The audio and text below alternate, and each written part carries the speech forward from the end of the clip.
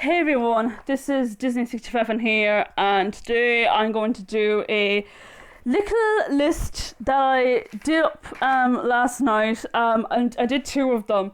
One is on a Disney canon, which I will get to, but right now I've decided to do my best and worst of the Cinderella franchise. Now, for those of you who don't know, Cinderella is a very, very popular fairy tale.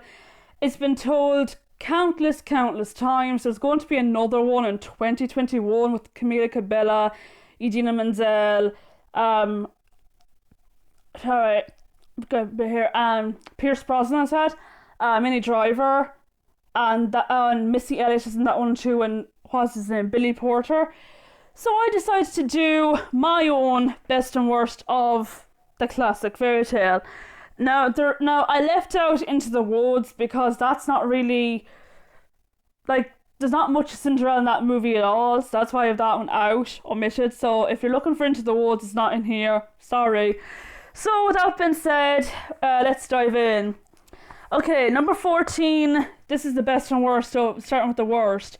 Number 14 is Cinderella's Story: A Christmas Wish. This one is set around Christmas time. It's got your one from Austin Alley, Laura, I forgot her surname, and it has that guy that's in Wizards of Waverly Place, is the werewolf guy, Greg Sulkin.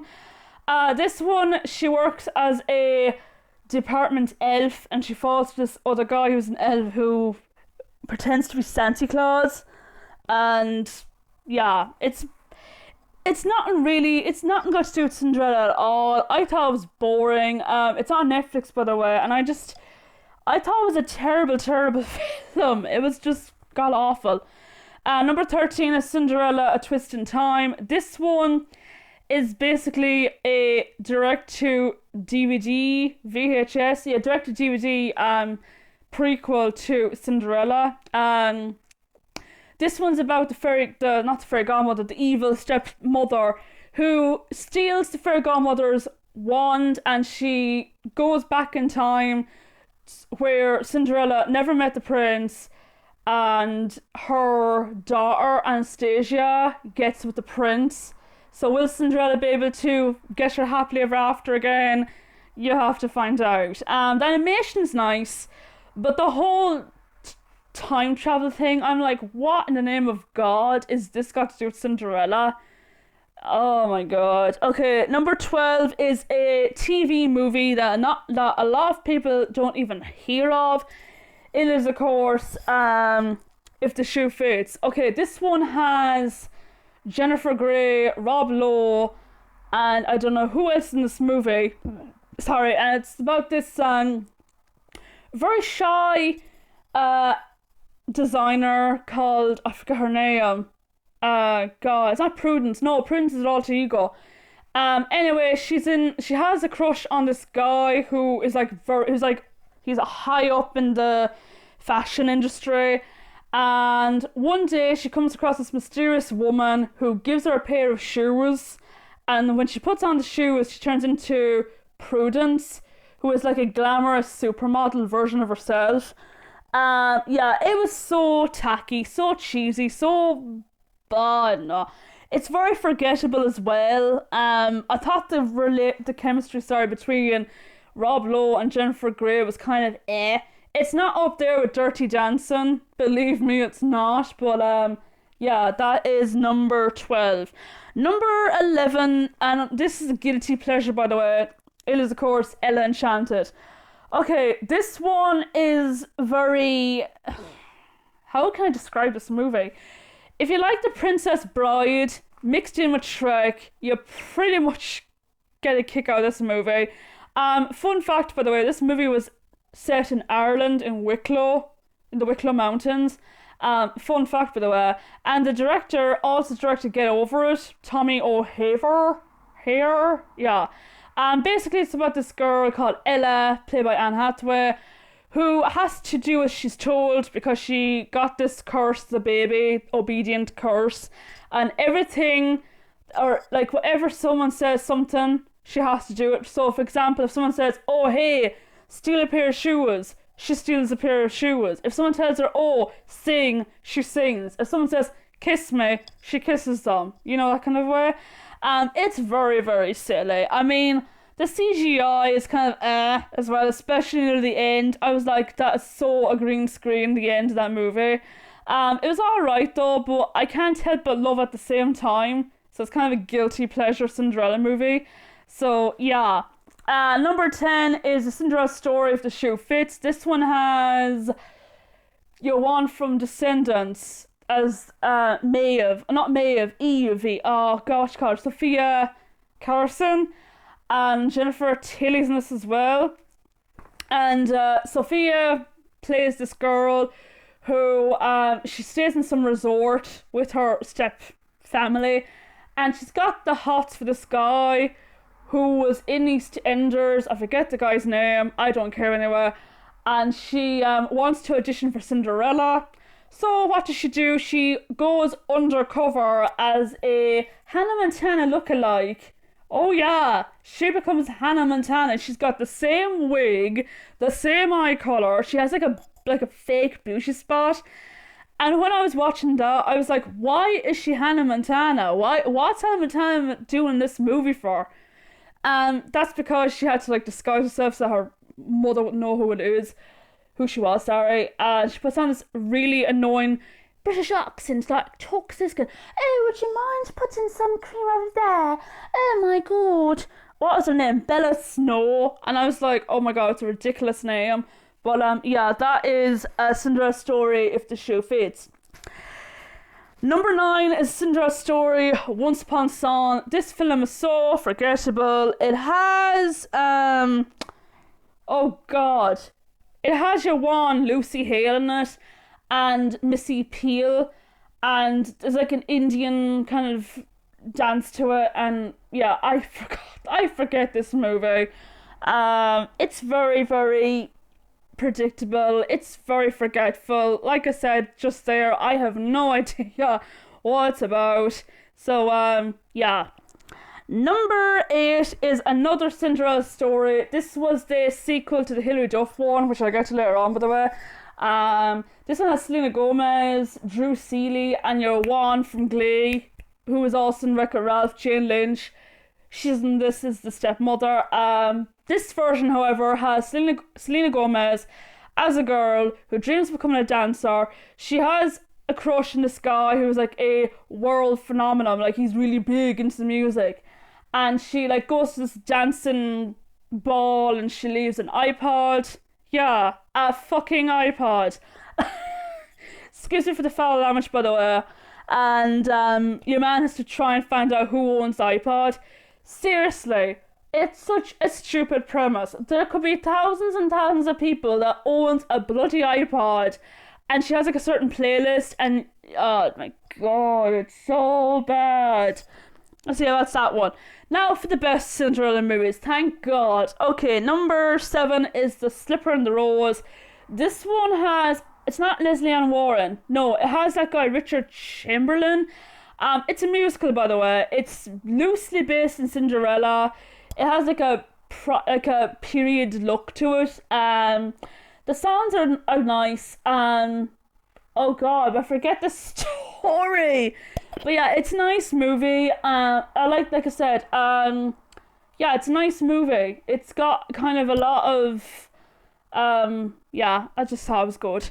Number 6 is Cinderella Story, the Hilary Duff one. I like this movie. I remember when I was 13 years of age, I annoyed my mother so much by me, like, getting me this movie. I was like, oh, when's Cinderella Story coming out? When's Cinderella Story coming out? I even said to my friends, and they were like, oh my god, you shut up about that movie. And then one of them was like, oh, it's out now, even though it wasn't out. Like, and when it came out, I was like, finally, I can have this movie watched constantly.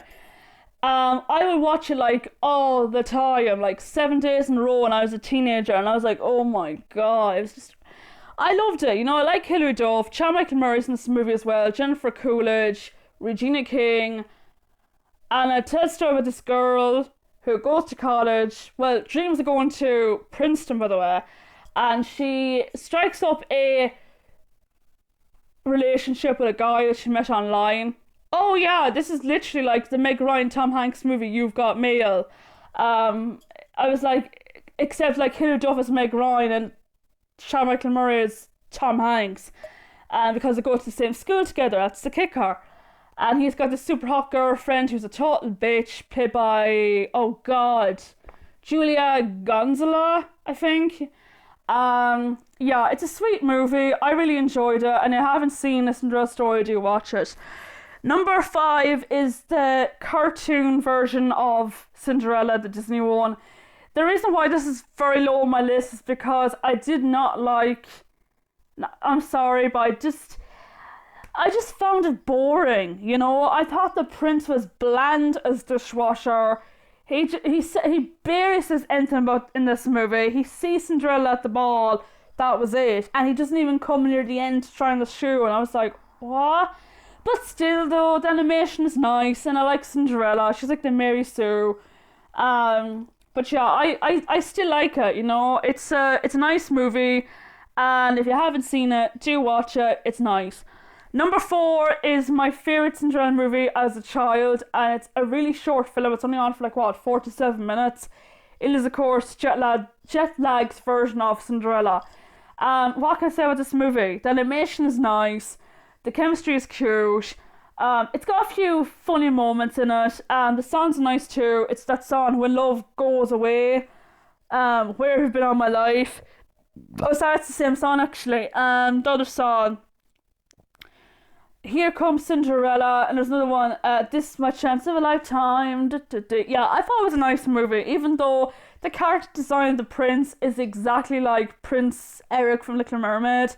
But yeah, it's a cute movie, and you haven't seen it, do watch it. Now to my top 3. Okay, number 3 is Roger and Hamilton's Cinderella, the 1997 version. Okay, I saw this movie last night, and I love it. I love the costumes, I love the cheesiness, I love Whitney Houston's Fairy Godmother. She was so sassy, going, girl, you're going to the ball, The Prince, Pablo Montebello, oh my god, he was so handsome. He looks like Henry Golding for some strange reason. Brandy Cinderella, she looked like Tiana from Prince and the Frog, but she was like lovely in this movie. I like the songs as well. Bernadette Peters was hilarious as stepmother, along with the 2 girls that played the stepsisters. There was a lot of multi-cast in this movie. You've got like, okay, sorry if I sound racist by the way by saying this, but I'm gonna say anyway. So if I'm called a racist, I'm sorry. I offended you, but anyway, let me explain. So you've got this black queen, white king, Asian prince, a black stepsister, a white stepsister, a black Cinderella, and you're like, but yeah, at least they kind of gave them a chance. Like, I like the different cultures as well. Yeah, I mean, the songs are great. Like I said, you've got Impossible, A Lonely Night, Falling in Love, that song 10 Minutes Ago, Stepsister Lament, which cracked me up. There was a scene in that movie where the stepsisters are like spying on Cinderella and the prince, and like the 2 of them like literally fell straight into the fountain, and I was in stitches. So yeah, it's a brilliant adaptation. I love it. And oh yeah, there's another song too called Music and You, which is sung by the late and great Whitney Houston, God rest her soul. But yeah, it's a really good movie, and if you haven't seen it, do check it out. Number 2 is Ever After, A Cinderella Story. This one is really, really good. Very underrated, by the way. It's got Drew Barrymore, Dougray Scott, Angelique Houston, who else? Timothy West, the guy from EastEnders, and he was also in 102 Dalmatians. This is basically a fictional tale of how Cinderella came to be. Like, the opening is about this woman who talks to the Brother Grimms and this other guy, Charles something, Pencolt, whatever, and she tells a story about how Cinderella came to be, and she knew this girl like a long time ago in 17th century France who who was modelled after Cinderella. But yeah, it was a clever movie. I really enjoyed it, and I thought Drew Barrymore did a good job, as well as the English accent. She was great in this movie. So yeah, that is Ever After. Number 1, okay, if this isn't a surprise, it is. This one I absolutely love.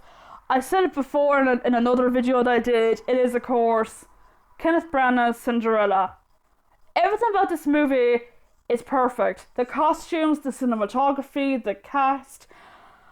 some people say, oh, Lily James is always cheerful, but yeah, I mean, at least she actually enjoys doing this role. She's not like this going, oh, look, I'm in a ball. Hello, Prince. Yeah, I'm just so bored right now. Oh, she goes, hello, I'm so excited, I'm good. Yeah, and the Prince as well, played by Richard Madden. Oh, God. That guy is so dreamy, you know. The music is done by Patrick Doyle, who also did the music for Murder on the Orient Express. It's such a whimsical, it goes do do do do do do do. I just thought it was pretty. It's a really gorgeous movie. And if you haven't seen it, do watch it. Also, it's got Cate Blanchett as the villain, Lady Tremaine. She was a total bitch in that movie. Helena Bonham Carter, who appears normal, which I was shocked at. She also is a narrator as well. Yeah, it's a nice movie. If you haven't seen it, do watch it. It's probably the best Disney remake in my honest opinion. That's just me. So, yeah, that's my best to worst Cinderella movies. Let me know in the comments down below what your favourite Cinderella movie of all time is. And till next time, take care.